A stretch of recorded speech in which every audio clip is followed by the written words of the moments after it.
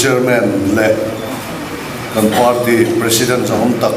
Kulal Sota senior Congress leader Zahom Tak te party a azamul pui theitop chua Congress party ta na thale zung sen thin te le voina party mu pui lo ko khom zong zong te nzawain chibai an buk chewa voin hun thatak mai Friday political session mang thei tura pathian kho aina an chang hi pathian ne na lom thu ka soya chuti rual zon he hun buat sai tu program de duang tu political session in charge de he hun ruwa mang na siam tu da chunga polom thu ka soi bokani Congress Bhavan Golden Hall a hian voi thum thu ka soi na tu ani ta alomam ka dilem maya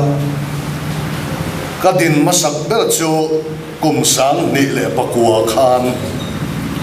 MPF headquarters campaigner kanina angin sang ni pariat in thana Congress sarkar thar in siam chho lima khan sang ni pakua a thu karon soito kan party senior za kai puchong ku ma pheichon ka thu soi zo nang chu a work order ko thazong in thui soi velo tok maya min tia karon din voi ni na chu sang ni le som palia khan sang ni som pathum in thana sarkar da Congress party nan siam le khan sang ni som palia synod revival speaker kani na so na changin thu soi turin som kani le karon ding le voi in ro hi chu katan hian a lubik suarin ka sia Congress party member ningatin Golden Hall political session a hun kan mang thei tur hi kalom tak zeta ten katan a lut le sual em na chu political party a member ningai reng lo Ming pengai reng lo ka sang ni som ni October ni som palia ZPM party ka zoma the chuan politics active politics a hian kumthum vel or chau kan la ve party office a political session a hian thu kala soi ngai ni lo helaya Congress party Golden Hall political session a thu soina hun thatak mai voina kan chang hi kalong tak zet ani soidu ka nga hlep maya minute somthum pel lo ram ka du boxia minute somthum ka lo pel pal deu lo ani point pu chairman men siat thia kan be seya engpo ni sela kan visual puital chu an soiman tura ngai ta ila ama sain thuma ang dewa han soi masak kan du chu Congress party a hian mi thar ni in mani luka karon lut ve chau ani reilo te chau kala om chung hian thil ro pui tak Congress party chung zia mu chua kan ya party pui nge chu in kiang om athamuan tha ka mi thar zok te min kuang kwa in thiam le maya athamuan thak tak zetin ka ria min ti tlang nel thiamin nei tu thinlung pulo theilo turin min kuang kwa thiam tlak mai te hi party puisia nin ka ria ei kan president Zahom Tak Kulal Sota ho hian Congress party hian midang beile midang soi chiat na hun hi nei vak lo nin ka sia voina po hian chu tiang lam chu kei po in hun ka nei lawa ka ngaya amma ero chu han soilan thram kan du chu party dang nen ka khai khina ti na ram ni lovin Congress party administration chat zia le discipline chat zia hi tun hun rei lo te ka lo om chung po hian fia takin ka mu mana atakin chung chu karon chen man ani party puiti taka structure het tak aneya engkim mai hi kalphung fel tak nein dan ngai poimo na nuaya dan ang thap zela in kai hruaina in thirakala achong chak chak a auring ring thuina kal velo tilai te po hian luk ho tu te thu in ngai chang thiam le maya ho tu te nial kal song le beilet song a malak na mu tu rom velo te hi thamuan kha ka tia in hun nei lo te ka lo tel ve chung hian in eat sik na emo in hupur na emo tel nia lova mithar zo te min lo welcome thei hi a thamuan thak tak setin ka pia in lungruanga le tho ho na cha hi amunom ka tia in pek na takset ne na in han che sung mai chin te hi Mizoram tan hian alule in kahia ani thum ha kan nei ta du a heti hian han soi chan don ta ila oila hian ka ngai poimo em chu pathian thu ne na in mila ram kai shwai na ire kumsang ni le pariat khan MPF headquarters campaigner kan ilai khan MLA general election dona Zonet Cable TV sermon political sermon soiturin minti Babylon politics le Jerusalem politics ti chungchan ka soya voina yan chu thu chu toi te han thual dom le ka duani he zoram chan chuak tur hian Babylon politics ni lavin Nebuchadnezzar politics ni lavin Jerusalem politics lal Davida political system angka kan mamu ani chuta chun kan ramdam na tur hi omani ti ka soinon du ani Daniel le khabu bungli chang som ni pakwa le chang som thum kan en chuan thasom le thanni to ba chuan Babylon lal in chunga lal chu avei aveya lal chuan he Babylon ro pui hi keima chakna nge ya lal chen na munatan le karo pui moina tura kasiam chuan ni lovem ni ti ra soya ti kan buani chu chiang viau mai Babylon politics a chuan Nebuchadnezzar ideology a chuan pathian lamalang phalo ma ni mihring theina le ma ni mihring chakna mihring thiam na a theina zo ma chuan na kan hua pathian thu alal phak lo na nun ram kha chiang takin lo lang ani chuti line chronicles pakhat na bungsom ni pakwa chang som pakhat kan enero chuan lal davida khan engting ya soi kha olal pa ropui na te thil ti theina te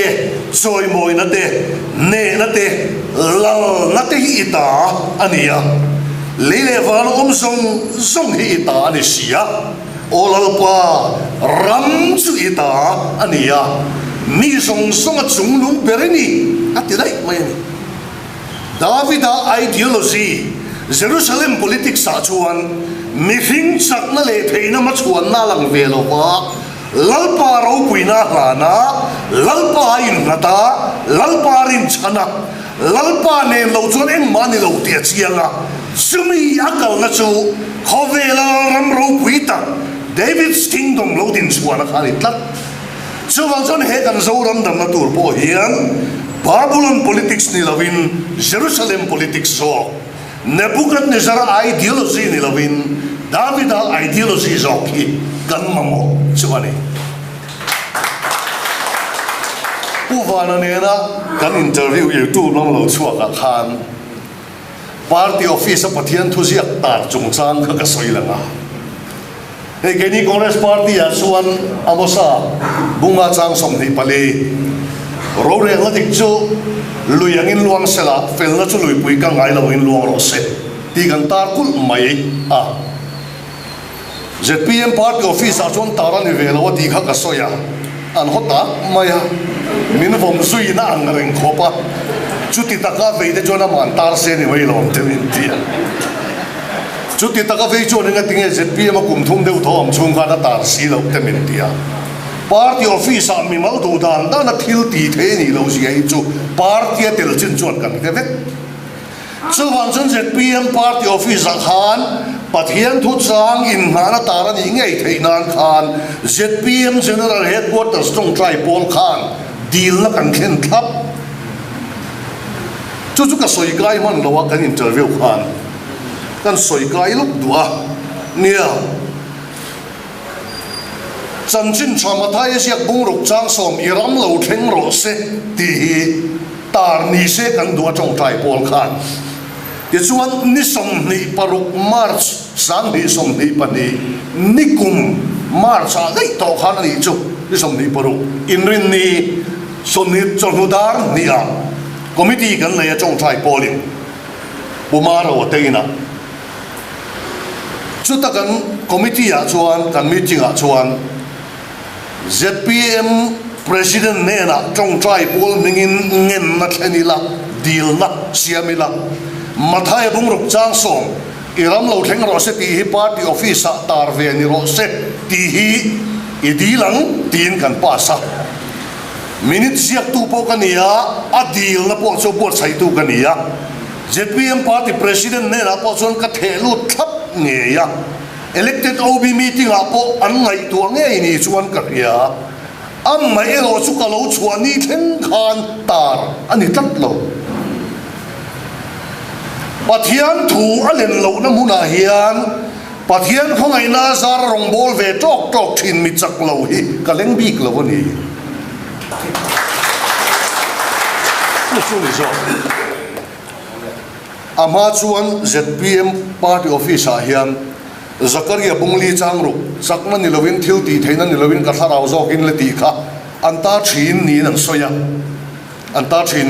ka tel ve ma thilania amai ro chu soi ka hria dan chuan tu te mo in AZNPA ma yan tin pot thada yan ti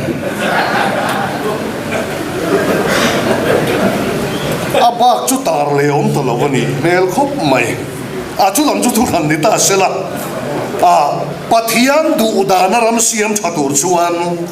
babylon politics ni lovin Nebuchadnezzar ideology ni lovin Jerusalem politics Davida ideology zokhi zoram hian kandam natan pathian du dana kan ram siam thaturin kan mamo ani apanina chuan kan sa khuwa a himangai lom lunia khan toy tein ka soya voin hian tlema hanzen thuk deuh hret ka du ani Hindutva movement hi bidi kan sir lai sang ni le paruka Hindu philosophy kan han sir ve lai chang to khan ka vem le ka lo do dal chou ve ani ngara Hindu ram din thar le na hi tun nai thil mai ani lova kum sang ni le pariata khan kum som pangalai kalta khan ani chu pi baby ram siamen khan nun Krista chanela ka interview wa chu chuan Hindutva movement chungchang hi kalau soi ve chiam to a BJP lo lian chho tu te po hi ka sia thiam ang khan kalau soi lok ve he to ani sang ni pasare changa sang ni pakua inkara MPF headquarters campaigner kan hi chung po khan political sermon kan soi pa in he Hindutva movement laka invenatur awareness campaign hi kapagam tok in kalotlan pui ve thina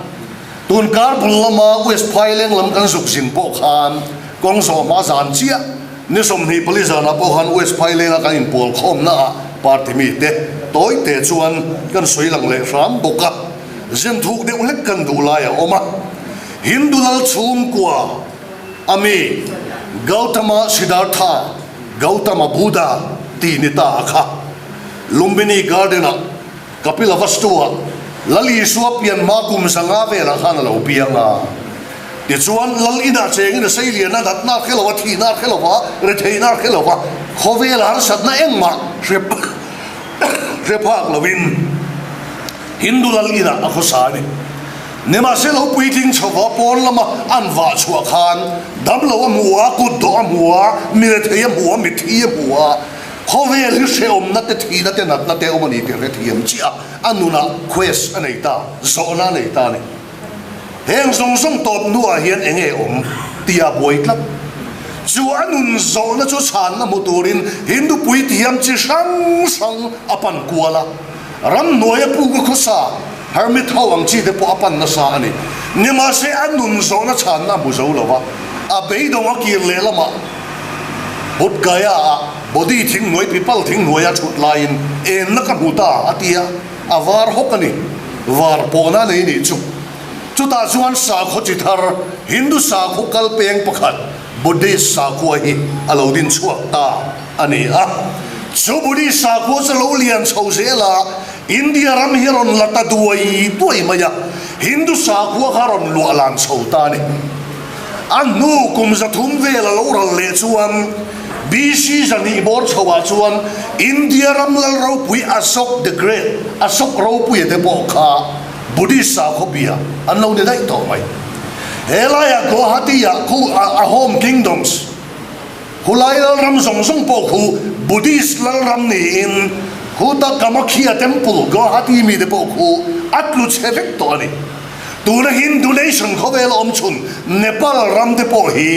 Gautama pian na ramania chutiang ang chuan buddhist sa kho lem zo to a nepal rama da chuan hindu temple da chu an mandir da chu arwak he huaya milim pathian da chu atlu mai to ani chutiang chon buddhist sa kho yan india ram alwak hatta ni chutiang din muna din chho chuan india ram chu hindu sa kho atlu chho tam ta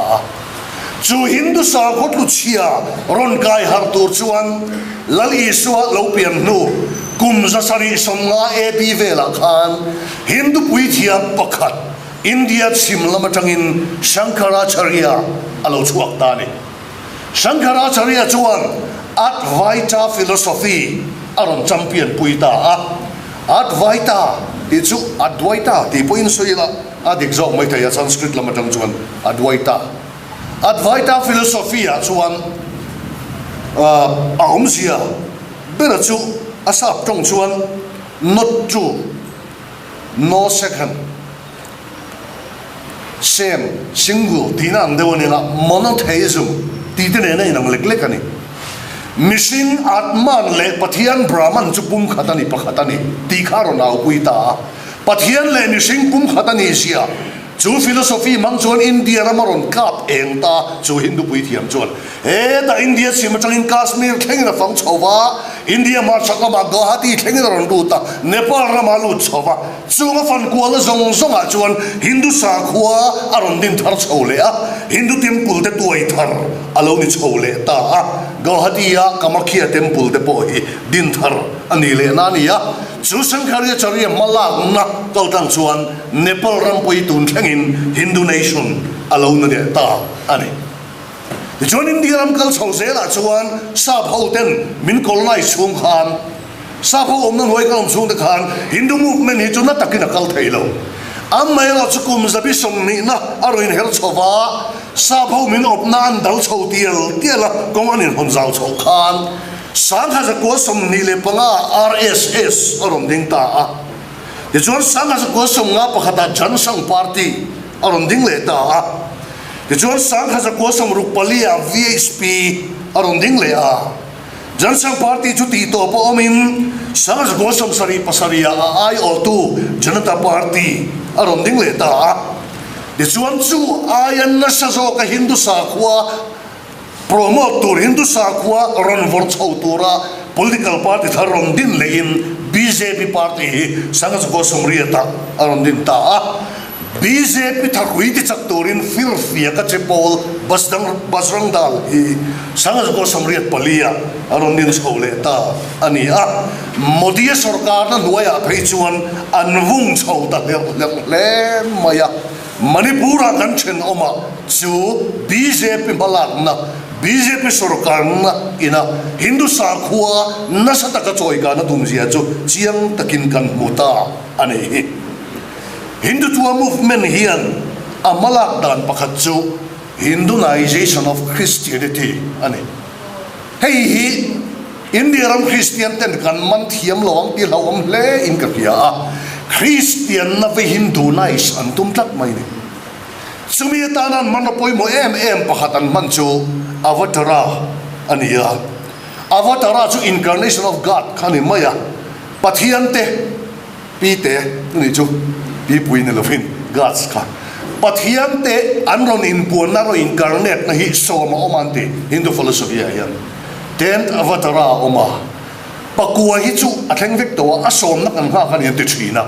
chu chu tun na ya hian Ramakrishna mission noya malak na te Hindu chuang movement noya malak na te hian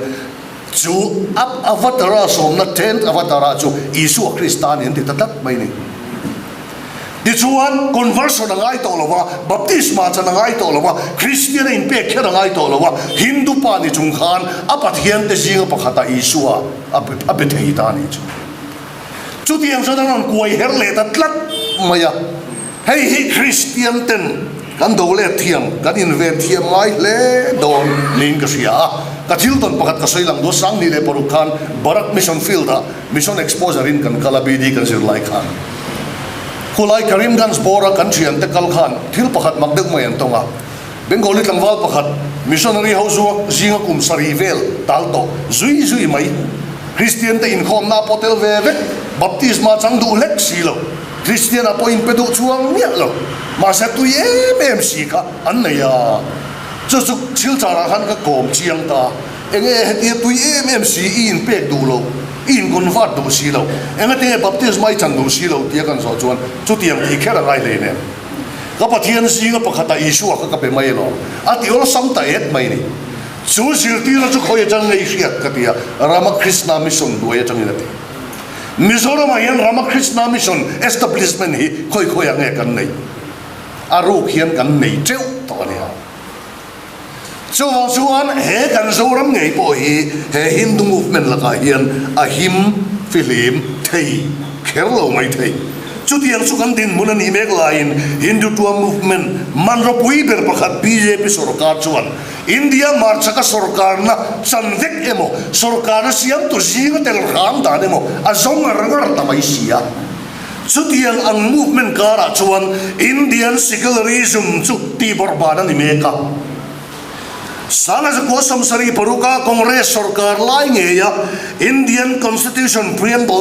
da lu secularism sa ko zalen na 42nd Amendment of the Constitution mga loda lu thap to kha tuna hian BJP sarkar kan son mek chuan palzutin Hindu Rashtra din tumzongin ma arna tabuan buan maya kan secularism chu soi chiatin ti mai mokin ti borbanin au metani India mun sang sanga Christian te ti du da na le ne chep na alwar ema Christian biakin soi sakle Christian te ngei po kut thak le pilum hial kan tok molta ani Manipur thil theng po hi ethnic cleansing tia soyani rual hian Christian ti du da na Christian persecution ani sia hi hai rual ani lo aphena tatani biakin khatiza kha hal ani heng song phena hian ompreng chu Hindu thua le BJP sarkar hi akai kuang ani ta chuan kan sa khuana him tur le BJP le atho pui asangoi zon pui te song thakui chat tur hiam BJP ne na in Pearson nei ve reng lo Christian pachal Alan Octavian Hill batena sang hazari somriat le panga an lo din Indian National Congress hian Mizoram mai ne lovin India rama hian rorel na achan le angayani kalphung dik sarkar cha Congress sarkar hi kan mamo takchu anita ane apathum na chuan ramle namhar tharna kan mamo ramle lung a chambel tolawa missing kan pung zel sia chuti lai kara Indian Parliament session nei meka chuan Forest Conservation Act 1982 anoi bauturin Forest Conservation Amendment Bill 2023 an para an pas tarup mai boksia keini ram ang international border ina ahwal khong de uveka hian dan mangchia ka ti mai he dan an pass hi international border atanga te kilometer sa chung kha central lamina an thu nei na an man thei na ni don chuan Mizoram a hian aram leilung faten chan kan va nei claim sot don em samphai lama changin non te se kabung lama changin non te boxen potton se kilometer sa ve ve ka a chuang atle muta chuang chuan he dan mangchia ka ti maya kan ram chunga thu nei na kan nei to mang don tlat lo sen chalinan du dan in he dan mangchia mang hian min sok kwal mai don ni lang tlata chutia ang din hun chu kan lut mek ta geopolitics a kan chal har angai tak zet ta kan kom thang la loka Bangladesh rama oma khowela mishing tamlama pariat nani ramangin chuti lai chuan mishing bit zonga phei chuan ramangin pakhat nani to Bangladesh aya mishing bit zonga chu city state vek ani Macau te Monaco te Singapore te Hong Kong te ni amai ro chu aramang chuan Bangladesh khowela mishing bit bernani mek to chuti lai global warming awangin vur lo tu fin riat chi ba sang zela Bangladesh ram ko Indian Ocean ko nakin loka jon aram zalak ve deu thoku tuin hoya chimpil don chuti huna jon mishing bit lu tuk square kilometer khata sang khat le ti mishing om khu khoyang en kalta ko an kom thanga hi ran wak dar don chiang lu tuk khowela sa khuana wanga nam kol sen berle du cheber kan tiang e khowela sa khuana wanga nam kol sen berle poisak nei lo ber muslim ho hian minon hual tuau don re lo te a chuwang chuan chimral kan ni ma hian ramle nam hat tharna kan nam hian awamo tak em geopolitics a kan harangai anti kha chuti line kan rama kan boi pui ber jathu ka sumlut nat na ani nasa takin min run mek henga changten kan har chuwa chule sam ziak tu jon sam som ni pali chang thum chang lia lal patla nga tunge chowanga amun thiang lima tunge dinga kut fai le thinlung thiang lim ne ya aril rueng ma lo mai lama da ngai lo wa bum tu ma che sam ngai lo mi choti lal patla nga ding tlak thinlung thiang lim kut fai bum tu ma che sam ngai lo mi kan ni ngam awa chul ta em sumu na le corruption a hian sumu na le corruption a hian ka fil lim do na ni ka fil lim nge yang titak nam ten kan ram hi an kai chua yang ai ta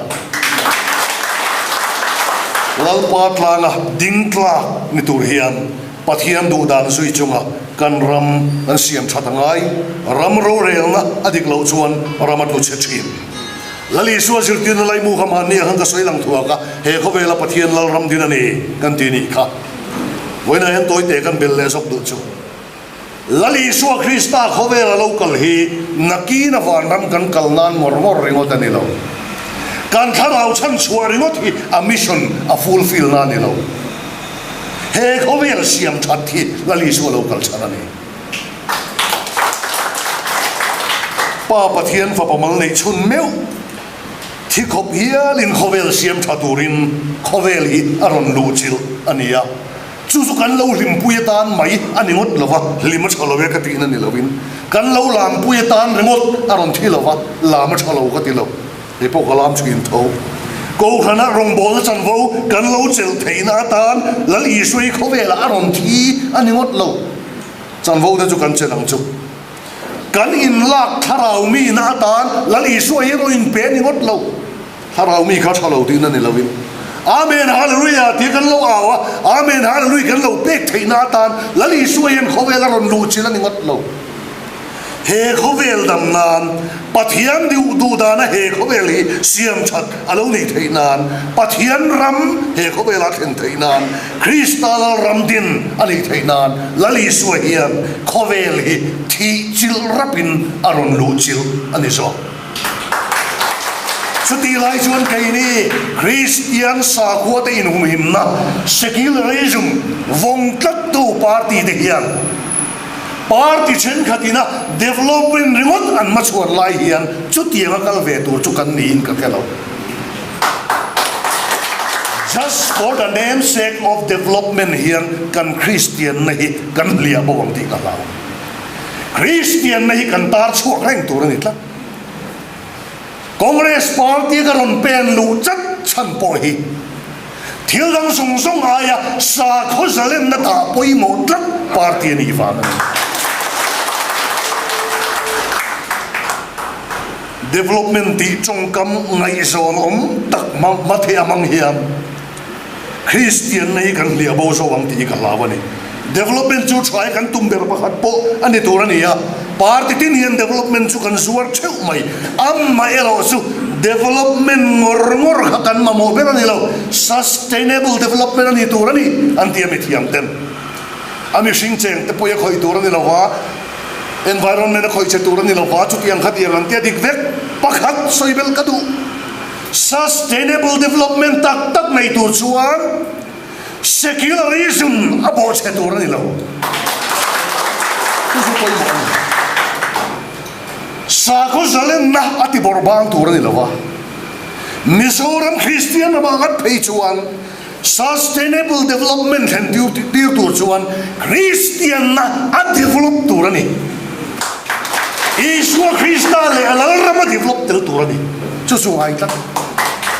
chu tiang ang politics chu kan kalpui chuan kan ram le nam hi arala dam na tak tak kan theng thayang ni Mizoram ta na sona tuan tling nei thei tur chuan sa khuana develop tel Christian na develop tel sustainable development hi Congress no kar hian akal pui anga yani chu atop na tan chuan ti to mai te una hian mitam takin kan mi thiam ten sleeping giant tin Congress party hin soya palian muhir ani amul phoni sleeping lion de ponti sakai bak nei muhir am mayro chutuna India ram politics din mun kan sia central ram politics thithe dan kan en chuan Ragaji Rahul Gandhi makhuai na Congress party chu palian muhir sleeping giant chu sleeping lion chu aron thau chuak a pen chan le tame kani chuta chuan India ram dam na turin maron la chau mek ta ti kan ria NDA bo beta le thal turin India in lob khom parte som ni paruk chu roin tel khomin malam panin an kal tamuk muk mai nakum sang ni som ni pali Lok Sabha in than puya hian in thana so meu chuan central huan Indian National Congress hian a phong cancel le don ti chu palian mu hil tho mek chu tuna hian malam palina kal me kani Mizoram apo Miklin lalpat langa ding Clark good pilot in lung thiang lim nei kan president zom tak pulal so ta mar khoina nuaya that lo thailo na bom mangin Congress party chu a tho chuak tamek zela chang puina election manifesto number 1 policy em mai nen chak takin malam panin atlan ruak ta ane lungrual la le chan ho na cha tan ma mo ta lungrual la le chan ho na cha ne na ke kan pen chuan Congress party hian kumin kum to pin than puya hian ne na kan chang thayang ti he chiang til lui de ka soidu til lui de pakhat ka soidu sanga so sam ko pa kwa khan Champions League final an khela Bayern Munich German club le Manchester United England club khan a full time a minute som kon khel chung chuan Bayern Munich an chak zo champion mai tur ani to injury time minute na le kan khel bela full time zo no injury time minute na le kan khel bela Manchester United khan thatla ha lo in thei to pin last minute khelin an beya an si puran roulette mai ne ruin sian purle ta achak lo zo khan chak dai chu ta chuan thuruk in phu mom keini Congress party po hian last minute thlenga tho na chane in lungrual ane thatla ha lo kan be tat chuan kuminin than puilo om tura po hian champion no moi kan choi hian ni